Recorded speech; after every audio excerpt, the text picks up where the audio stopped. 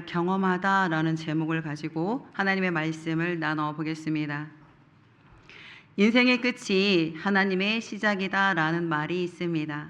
이 말의 의미는 인생 가운데 찾아온 고난으로 말미암아 모든 것이 끝난 것 같은 절망의 순간, 모든 것을 포기하고 싶은 바로 그때 하나님께서 능력을 베푸셔서 고난에서 건져 주셨기 때문에 나온 고백일 것입니다. 그렇기 때문에 시편 기자는 시편 119편 71절에 고난 당한 것이 내게 유익이라 라고 고백합니다. 고난 자체로 말미암아 하나님의 말씀을 깨닫게 되는 계기가 되고 하나님과의 관계가 더 가까워졌기 때문에 고난이 도리어 축복이 되었다라고 고백하는 것입니다. 인생의 끝이라고 생각한 그 절망 같은 고난이 오히려 축복이 되는 순간인 것이죠. 오늘 본문의 말씀이 그렇습니다. 인생의 끝 지점에 도달한 사르밧 과부가 하나님의 사람 엘리야 선지자를 만나 자신이 처한 극한의 그 절망의 순간, 이 절망의 인생을 포기하고 싶었던 그 절망을 이겨내므로 살아 역사하신 전능하신 하나님을 만난 이야기가 오늘 본문의 이야기입니다. 사르밧 과부의 이야기를 통해서 신구약 성경 통틀어서 부활의 현장, 부활의 사건을 가장 먼저 경험한 이방 여인인 사르밧 과부에게 능력을 행하신 하나님의 크신 권능을 통해 우리 삶에 역사하시는 하나님의 음성을 듣기를 소망합니다. 오늘 우리가 본문을 다 읽지는 않았지만 열왕기상 17장은 세 개의 사건을 순차적으로 기록하고 있습니다. 가뭄, 기근, 그리고 오늘 본문인 부활 사건입니다. 세 편의 이야기를 하나의 영어로 묶어놓은 것 같은 옴니버스 영화와 같습니다. 이 옴니버스 영화란 영화 안에 서로 독립적인 여러 이야기를 묶어놓은 형식의 영화를 말합니다. 각각 이야기를 다른 이야기를 하는 것처럼 보이지만 사실은 공통된 주제로 연결되는 영화입니다. 오늘 본문의 말씀은 영화로 치면 영화의 절정을 향해 달려가고 있는 최고의 몰입도를 선사하는 본문으로 전능하신 하나님의 능력의 완성, 하나님의 위대하심을 보여주는 말씀이 되겠습니다. 먼저 오늘 본문을 말씀드리기 전에 17장의 배경을 먼저 설명하도록 하겠습니다. 당시 북이스라엘은 아합 왕이 통치하던 시대입니다. 아합 왕은 시돈 땅의 옛 바알의 딸 이세벨을 아내로 맞아 결혼하면서 바알 숭배를 북이스라엘 안으로 받아들인 왕입니다. 두 사람의 결혼은 정치적 동맹 관계로 맺어진 결혼 관계입니다. 정치적 동맹 관계로 맺어진 결혼이었음에도 불구하고 이세벨은 결혼과 동시에 북이스라엘을 들어올 때에 바알 종교를 가지고 이스라엘에 들어옵니다. 이 결혼으로 인해 아합 왕은 자신뿐만 아니라 북이스라엘 전체를 바알을 숭배하도록 권장하며 북이스라엘이 영적으로 타락하도록 이끈 왕이 됩니다. 아합 왕의 아내 이세벨은 시돈 땅의 공주입니다. 시돈 땅은 오늘날 레바논을 가리킵니다. 이세벨의 아버지 옛 바알은 바알과 함께하는 자라는 뜻을 가지고 있습니다. 이름에서 알 수 있듯이 바알을 섬기고 바알을 숭배하던 제사장이 바로 이세벨의 아버지 옛 바알입니다. 원래 이 옛 바알이라는 사람은 바알의 제사장이었지만 자신이 섬기던 왕을 독살하고 자신이 그 왕위를 차지한 표독스러운 사람입니다. 종교와 정치를 결합하여서 시돈 땅을 지중해 무역 중심지로 만든 왕이기도 합니다. 야망이 강하고 바알 신앙을 바탕으로 시돈 나라를 지중해 중심 무역 국가로 만든 사람입니다. 딸 이세벨을 북이스라엘 아합 왕에게 시집 보내므로 이 외교 정책을 통해서 국가의 기반을 탄탄히 하려 했던 사람이 바로 이 옛 바알 이세벨의 아버지입니다. 문제는 이 바알 신앙의 영향 아래 자랐던 이세벨입니다. 이 이세벨 공주는 북이스라엘 아합 왕에게 시집 올 때에 그냥 몸만 온 것이 아니죠. 열왕기상 16장에는 이세벨이 북이스라엘에 들어올 때 바알 신전과 바알 제사장들과 아세라 제사장들을 수백 명 데리고 왔다고 기록하고 있습니다. 결국 이세벨은 북이스라엘 안에 바알 신전과 아세라 신전을 짓게 하고 바알을 국가 종교로 바꿔버려서 전 국가적인 우상 숭배로 하나님을 떠나 바알을 섬기도록 권장한 여인이 바로 이세벨입니다. 이뿐만 아닙니다. 남편 아합 왕 역시 하나님을 떠나 우상 숭배하는 일을 앞장서도록 하였다는 것을 알 수 있습니다.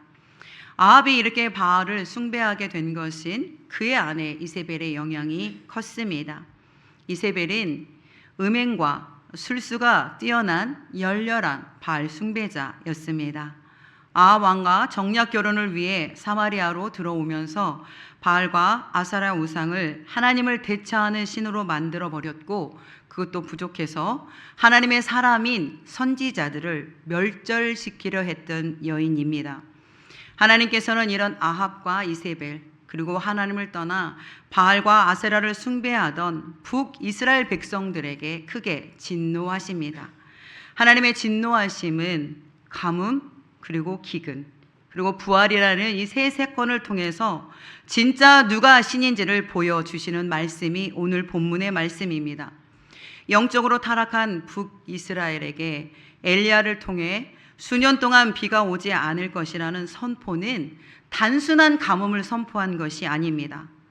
바알은 그 당시 비와 풍요를 주관하는 신이었습니다.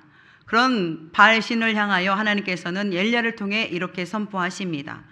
내가 섬기는 이스라엘 하나님 여호와께서 살아 계심을 두고 맹세하노니 내 말이 없으면 수년 동안 비도 이슬도 있지 아니하리라 하니라.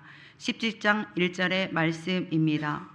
이 말씀을 통해서 알 수 있는 것은 진짜 비와 풍요를 주관하는 신이 정말 바알이냐, 아니면 비와 풍요를 주관하는 신이 여호와 하나님이냐라는 질문인 것입니다. 엘리야를 통해 하나님의 말씀을 선포하게 하신 하나님은 비를 멈추게 하십니다. 온 땅에 비가 내리지 못하게 하심으로 가뭄을 통해 진정으로 비를 주관하시는 분인 바알이 아니라 여호와 하나님이심을 보여주신 것입니다. 하나님께서 세 사건, 가뭄, 기근, 부활, 이 세 사건에 앞서서 가장 먼저 가뭄을 선포하신 이유이기도 합니다. 북이스라엘 백성이 누구입니까? 하나님이 택하셨던 선민입니다. 그들은 하나님의 선민이라는 의식, 선민의 정체성을 가지고 있던 사람들입니다. 그러나 북이스라엘 백성들은 하나님의 백성이라는 정체성은 가지고 있었지만 우리는 다른 민족과 다르다라는 의식은 사라진 세대가 되어버렸던 것입니다. 이 말씀은 아주 중요한 말씀입니다. 우리는 이스라엘 민족이야 라는 정체성은 유지하고 있습니다. 그러나 그러므로 우리는 오직 여호와 하나님만 예배하고 오직 여호와 하나님만 섬겨야 돼라는 언약적 관계는 무너진 상태이기 때문에 그렇습니다. 이 말은 아합 왕과 북이스라엘 백성이 완전히 여호와 하나님을 버리고 이스라엘 선민이라는 정체성을 포기했다는 말이 아닙니다. 북이스라엘과 아합 왕은 하나님도 섬기고 바알도 섬기는 혼합 종교 신앙으로 흘러가고 있음을 보여주는 말씀입니다. 이런 아합 왕과 북이스라엘 백성을 향해 엘리야가 이렇게 외칩니다. 너희가 어느 때까지 둘 사이에서 머뭇하려느냐? 여호와가 만일 하나님이면 그를 따르고 바알이 만일 하나님이면 그를 따를지니라 하니 백성이 말 한마디도 대답하지 아니하는지라. 18장 21절의 말씀입니다. 이렇게 북이스라엘 백성들은 하나님의 언약 백성이었음에도 불구하고 바알을 따라가고 있었습니다. 이런 혼합 종교 의식을 가지고 있던 아합 왕과 북이스라엘 백성들은 바알이 폭풍의 신으로 비를 주관하며 자신들에게 풍요를 가져다 주는 신이라고 믿고 있었던 것이죠. 풍요의 신이라 믿고 있었던 바알이 얼마나 거짓되고 얼마나 무능한 신인 것을 보여주시기 위해 하나님은 엘리야를 통해 가뭄을 예언하게 하신 것입니다. 결국 엘리야의 말대로 비가 내리지 않았고 이로써 바알이 폭풍과 비를 주관하지 못하는 무능한 신임을 하나님께서 그대로 보여주십니다. 그리고 하나님은 1차적으로 우상 숭배에 젖어 있던 북이스라엘을 심판하십니다. 엘리야의 예언대로 비가 내리지 않자 모든 시내가 말라버리고 먹을 것이 없게 되었죠. 그러나 우리 하나님은 까마귀를 통해 엘리야에게 떡과 물을 공급해 주십니다. 그러나 이도 잠시 더 이상 마실 물이 없게 되자 하나님은 엘리야에게 시돈에 있는 사르밧으로 가라 명령하십니다. 하나님은 엘리야에게 사르밧으로 가라 명령하시면서 그곳에 거주하는 과부가 음식을 공급해 줄 것이다 라고 말씀해 주십니다. 어려움에 처한 엘리야를 위해 하나님은 사르밧 과부를 준비시키신 것이죠. 우리가 고난을 두려워하지 않아야 되는 이유가 바로 여기에 있습니다. 하나님은 피할 길을 이미 준비하시고 우리를 인도하시는 분이라는 것입니다. 엘리야는 하나님의 명령대로 시돈 땅 성문에 이릅니다. 이때 한 과부를 만나게 되고 그 과부가 하나님께서 말씀하신 과부인지를 확인하기 위해 물을 좀 달라라고 요청합니다. 엘리야의 요청에 과부는 흔쾌히 물을 가지러 가려 합니다.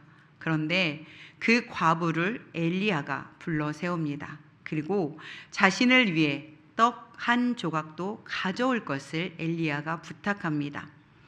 엘리야의 부탁을 받은 이 과부는 매우 난감해합니다. 왜냐하면 사르밧 과부가 살고 있는 시돈 땅에도 이미 가뭄으로 인하여 먹을 것이 거의 없었기 때문에 그렇습니다. 자신에게 음식을 요구하는 엘리야를 향해 사르밧 과부는 화를 내지 않습니다. 오히려 자신의 상황을 이렇게 설명합니다. 나는 떡이 없고 통에 가루 한 움큼과 기름 조금이 있을 뿐입니다. 마지막으로 이 재료를 가지고 떡을 만들어 먹은 후에 우리는 죽을 작정이었습니다 라고 대답합니다. 사르밧 과부의 고백에서 알 수 있는 것처럼 사르밧 과부는 인생의 끝자락, 절망의 끝자락에 서 있음을 알 수 있습니다. 먹을 양식이 거의 떨어져 이제 마지막 식사를 할 한 끼의 양식밖에 없고 그것을 먹은 후에는 굶어 죽을 순간만 기다리는 절망적인 상황임을 고백하고 있는 것이죠.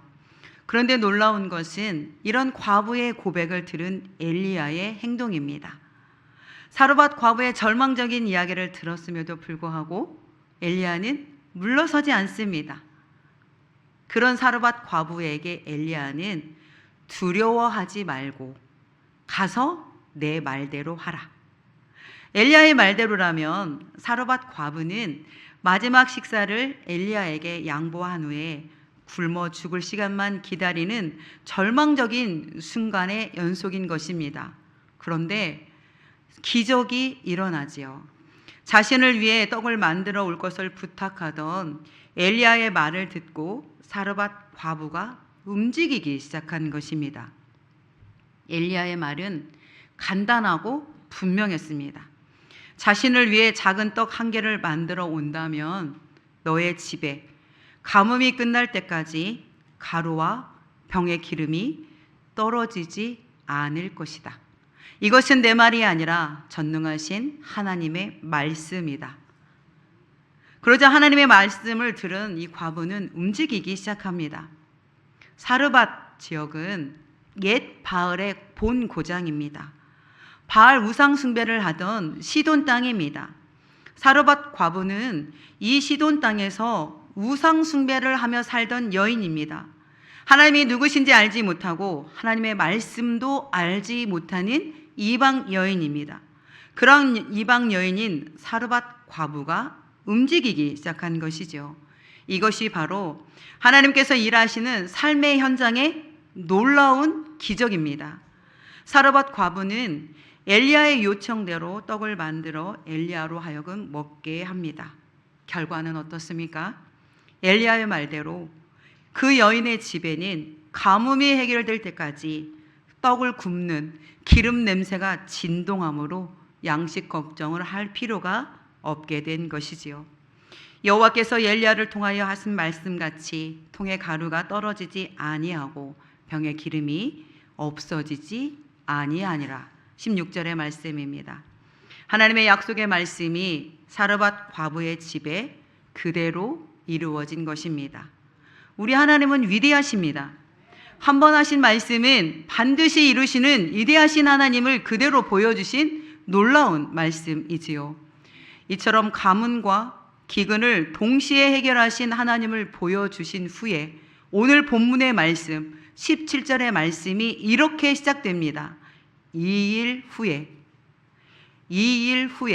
그러니까 2일 후는 하나님께서 가문과 기근을 해결하신 바로 그 직후에 사르밧 과부의 아들이 죽는 사건이 발생한 것입니다. 하나님은 왜 사르밧 과부로 하여금 먹을 것을 공개하시고 굳이 그 아들을 죽게 하셨을까?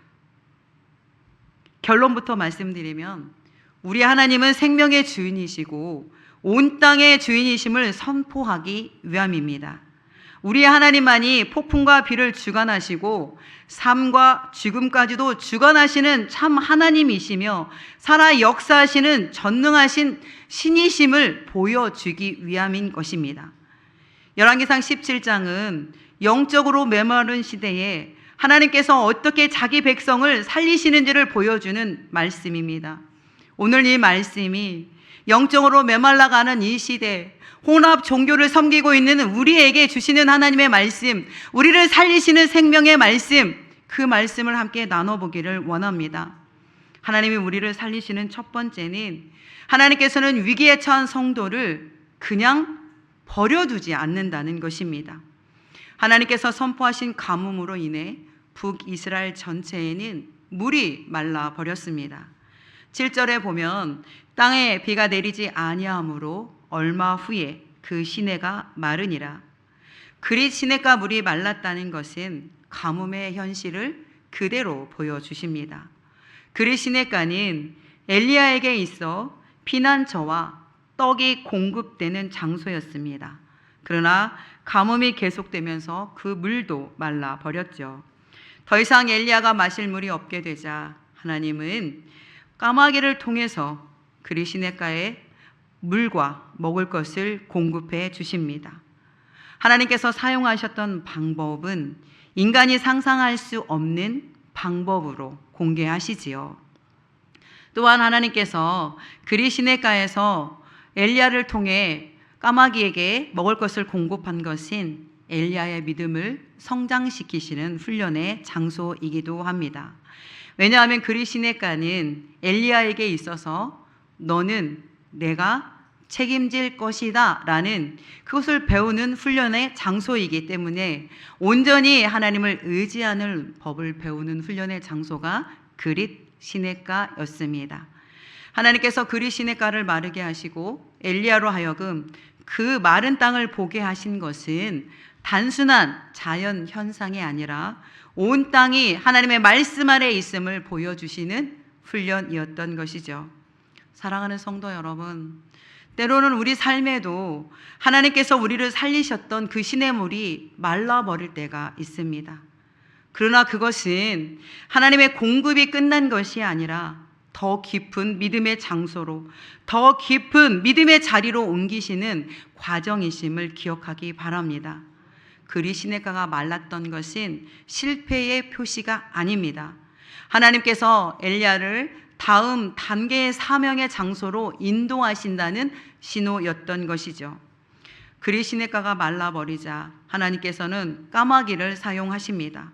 인간이 예상하는 방법이 아닌 오직 하나님만이 하실 수 있는 방법을 사용하십니다. 우리 하나님은 모든 것의 주인이십니다. 자연과 피조물을 하나님이 창조하셨기 때문에 하나님의 도구로 사용하셔서 그릿 시냇물이 말라버리자 하나님께서는 엘리야에게 시돈 땅으로 가라 명령하십니다. 이를 통해서 알 수 있는 것은 하나님께서 물이 마른 즉시 즉각적으로 움직이고 계신다는 것을 보여줍니다. 엘리야가 처한 위기를 보시고 즉각적으로 말씀하시고 안전한 장소로 이동케 하신 것입니다. 하나님은 언제나 우리를 지켜보고 계시기 때문에 위기한 처한 성도를 버려두지 않으시고 즉각적으로 도우신다는 것을 보여주시는 말씀입니다.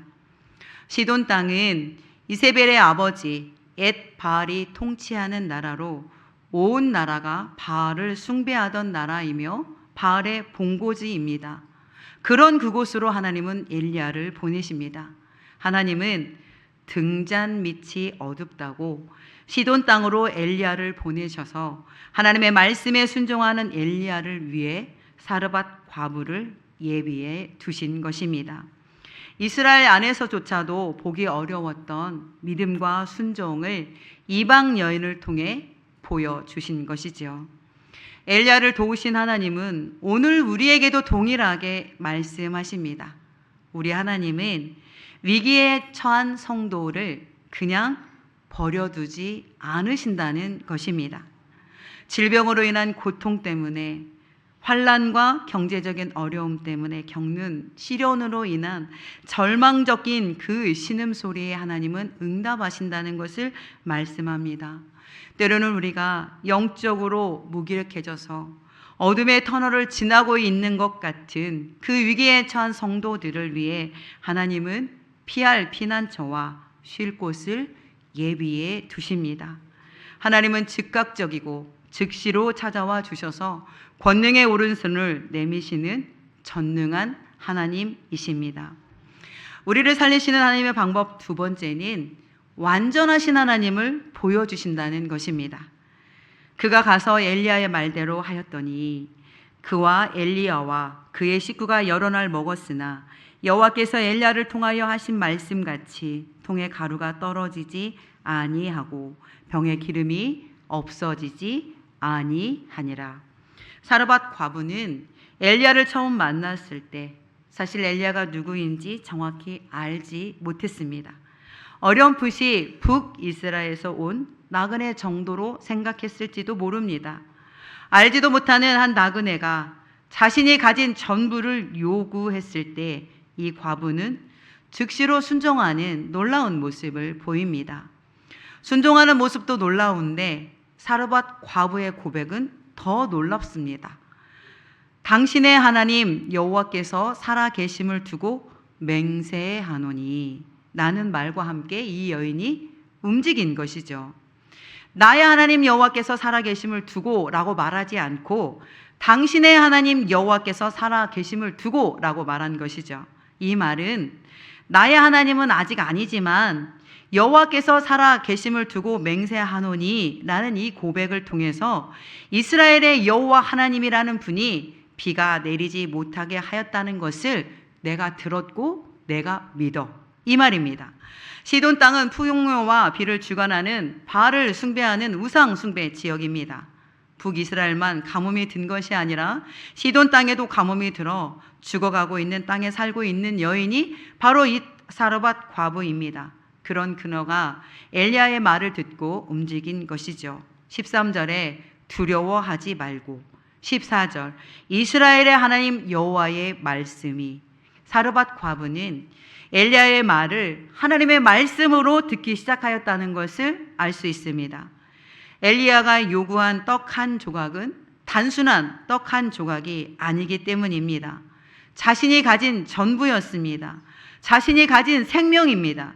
잘 알지도 못하는 나그네에게 자신의 생명을 내어주어야 하는 그 상황에서 여인은 엘리야에게 이스라엘의 하나님 여호와의 말씀, 이 말씀이 결정적으로 이 여인을 움직이게 하였다는 것을 알 수 있습니다. 아마도 사르밧 과부는 시돈 땅에도 비가 오지 않는 원인이 엘리야라는 북이스라엘의 선지자가 선포한 하나님의 말씀 때문이라는 것을 들었을 것입니다. 만약 가뭄의 원인이 바알에게 있었다면 사르밧 과부는 절대로 엘리야의 말에 순종하지 않았을 것입니다. 그러나 이 여인은 가뭄의 원인이 이스라엘의 하나님 여호와가 엘리야가라는 선지자를 통해 선포한 말씀을 들어 알고 있었고, 그 사람이 지금 자신 앞에 있는 사람임을 깨닫고 알았기 때문에 순종한 것입니다. 11절의 말씀은 당신의 하나님 여호와께서 살아계심을 두고 맹세하노니, 이 말처럼 사르밧 과부는 엘리야를 하나님의 사람으로 인정하며 순종한 것입니다. 그런데 사실 이 여인의 순종은 결코 쉬운 순종이 아닙니다. 바알의 본 공장에서 바알신을 섬기던 여인이 갑자기 여호와 하나님을 믿는 엘리야의 말에 순종한다는 것은 이 여인이 살고 있는 장소적 여건과 상황으로 볼 때 불가능해 보입니다. 그럼에도 사르밧 과부가 엘리야가 전하는 전능하신 능력의 하나님의 이름을 붙잡기 시작하자 엘리야의 말씀을 듣고 주변 상황을 두려워하지 않게 되었던 것이죠. 그러자 하나님의 기적이 나타나기 시작합니다. 이 사르밧 과부의 기적을 통해서 오늘 우리에게 말씀하시는 하나님의 영적 메시지는 분명합니다. 하나님께서는 하나님의 말씀에 믿음으로 반응하며 믿음으로 순종하는 자를 찾고 계신다는 사실입니다. 믿음으로 순종하는 성도는 하나님의 기적을 보며 하나님의 축복의 역사를 써 내려가게 될 것입니다. 이러한 하나님의 축복과 기적은 그냥 주어지지 않는다는 것을 보여주시죠. 어떤 상황 속에서도 하나님의 말씀대로 순종하는 성도만이 누릴 수 있는 축복이며 특권이라고 가르쳐주는 말씀입니다.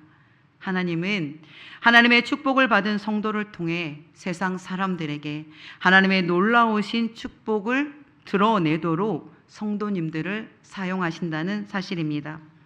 사르밧 과부는 엘리야의 말씀에 순종하였더니 하나님께서 자신에게 부어주신 풍요로움을 경험하게 되므로 바알이 아닌 이스라엘의 하나님 여호와가 완전하신 온 땅을 주관하시는 참 신이심을 고백하며 경험하게 됩니다.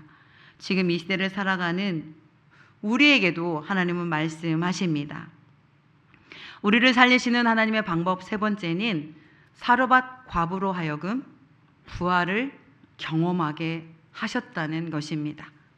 17절 2일 후에 통에 가루가 떨어지지 아니하고 병의 기름이 없어지지 아니하는 기적을 경험한 직후 사르밧 과부가 살아계신 완전하신 하나님을 경험하고 난 후에 과부의 아들이 죽는 사건이 일어납니다.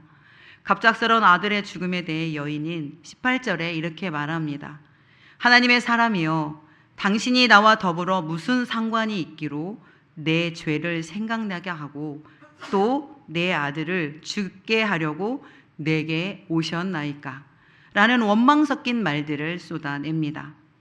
사르밧 과부의 이러한 고백은 우상 숭배를 하는 사람들의 전형적인 신관을 그대로 보여줍니다. 사르밧 과부에게 있어서 신은 인격적인 면에서 사랑하고 경외할 대상이 아니라 인간에게 두려움을 주기 위해 불필요한 재난을 가져다주는 폭군으로 인식하고 있었던 것입니다.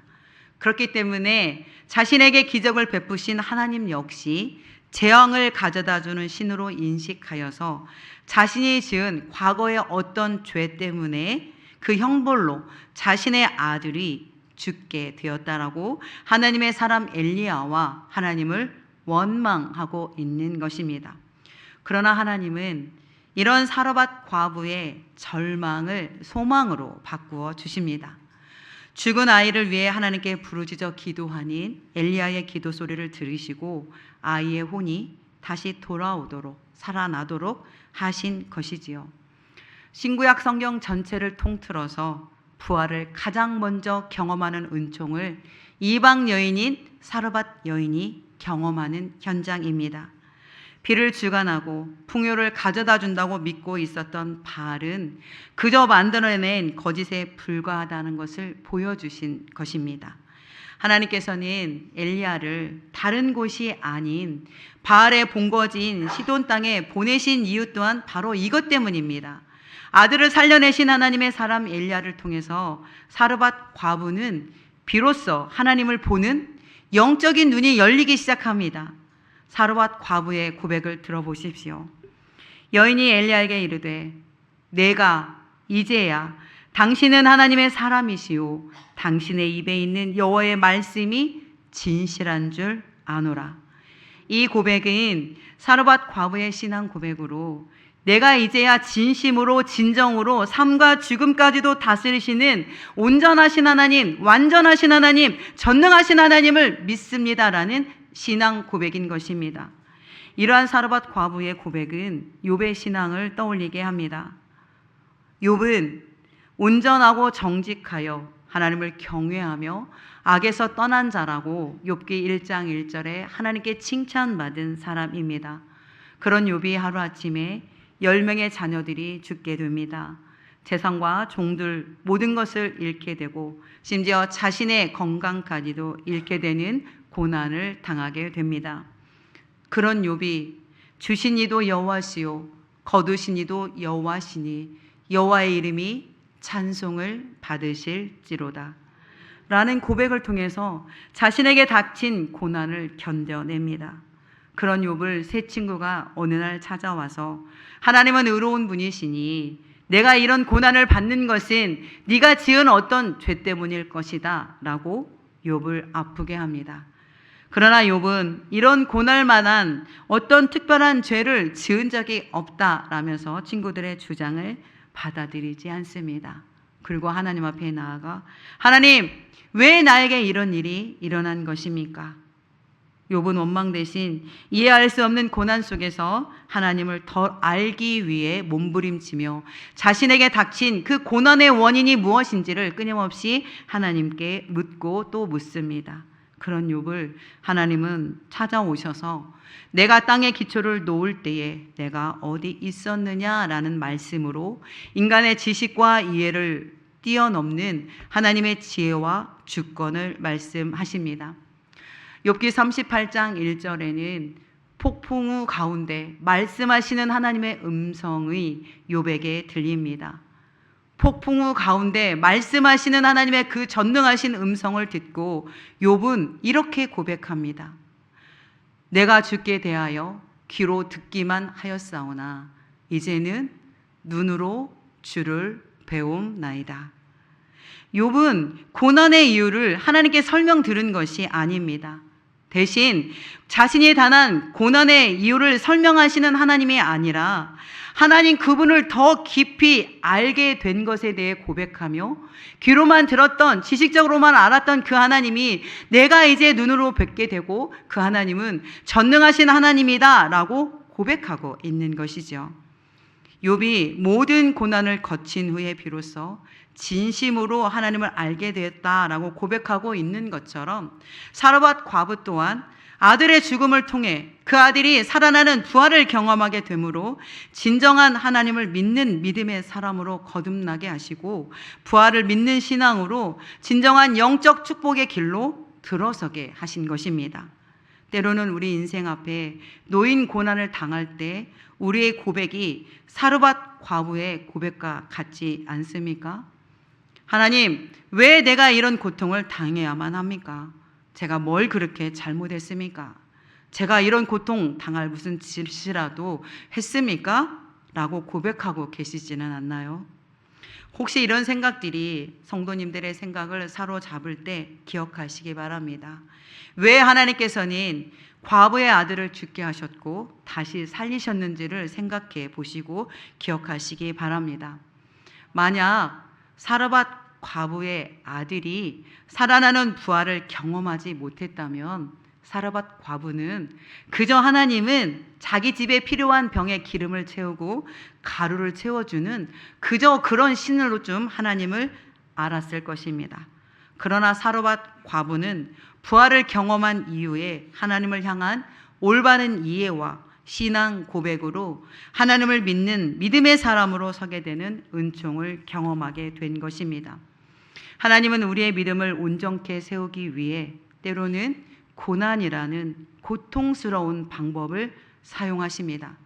그러나 이 고난을 통해 하나님께 더 가까이 나아가게 되는 축복의 통로가 열리기에 고난이 반드시 고통만은 아니라는 것을 기억하시기 바랍니다. 1978년생인 이 여인은 이화여대 유아교육을 전공하던 대학교 4학년에 재학 중이었습니다. 젊고 아름답고 똑똑한 장래가 유망한 이 여인입니다. 2000년 7월 어느 날 오빠의 차를 타고 집으로 귀가하던 중 음주 운전자가 낸 7중 추돌 사고를 당하게 됩니다. 사고 당시 이 여인은 55%의 얼굴 전신에 3도 중화상을 입습니다. 너무나 큰 사고였기 때문에 생존 가능성은 낮았고 모두 다 이 여인이 죽을 것이라고 생각했습니다. 그러나 하나님은 이 여인에게 기적을 베푸셔서 40번이 넘는 긴 수술과 긴 재활의 고통의 시간을 겪어내게 하십니다. 이 사고로 얼굴과 손 등에 심각한 장애를 입고 이후 장애를 가진 삶을 살아가게 됩니다. 그러나 이 여인은 지금 시점에서 그 사고의 그 당시를 돌아봤을 때 그 이전, 사고 당하기 이전의 삶으로 나는 돌아가고 싶지 않아요 라고 고백합니다. 놀라운 고백이지 않습니까? 그 이유는 사고를 통해 자신이 이전에는 보지 못했던 가치와 행복을 발견했기 때문이다라고 고백합니다. 전부 잃었다고 생각했지만 돌아보니 오히려 더 많은 것을 저는 얻었어요라고 고백하고 있습니다. 그녀는 고난이 사라져야 행복한 것이 아니라 고난 가운데서도 새로운 삶을 발견할 수 있다라고 놀라운 간증을 하는 것을 들었습니다. 불행이 꼭 불행으로만 끝나지 않는다라는 책을 통해서 20년 전에 자신에게 일어난 사건을 현재의 시점에서 다시 바라보면서 그 당시에는 이해할 수 없었던 일들이 시간이 지나면서 하나님께서 자신을 어떻게 사용하고 계시는지를 매일 날마다 간증하고 있는 이 여인은 지선아 사랑해라는 책을 쓰신 이지선 교수의 이야기입니다. 사르밧 과부가 엘리야를 통해 가뭄과 기근만 해결받았다면 하나님을 알 수 없었을 것입니다. 그러나 그녀가 엘리야 선지자를 통해 자신의 아들을 살려내신 능력의 하나님을 경험하며 온전히 그 여인의 시선이 하나님께로 향하는 시선이 되고 믿음이 되고 그 믿음은 부활신앙으로 거듭나 천국 백성이 된 것처럼 오늘 하나님도 고난 가운데 허덕이고 있는 저와 여러분에게 이렇게 말씀하십니다. 사랑하는 내 자녀야, 나는 살아있다. 살아있어 너의 삶을 인도하고 있는 전능한 하나님이시다. 살아 역사하시는 하나님은 오늘 우리에게도 분명하게 역사하십니다. 그 하나님 앞에 우리가 드릴 것은 믿음뿐입니다. 시선을 하나님께 드리는 부활신앙으로 우리의 삶을 통치하시는 하나님의 음성을 듣는 저와 여러분이 되시길 주님의 이름으로 축원합니다. 이 시간 주신 말씀을 기억하고 함께 기도하도록 하겠습니다. 하나님은 때로 우리를 살리기 위해 고난이라는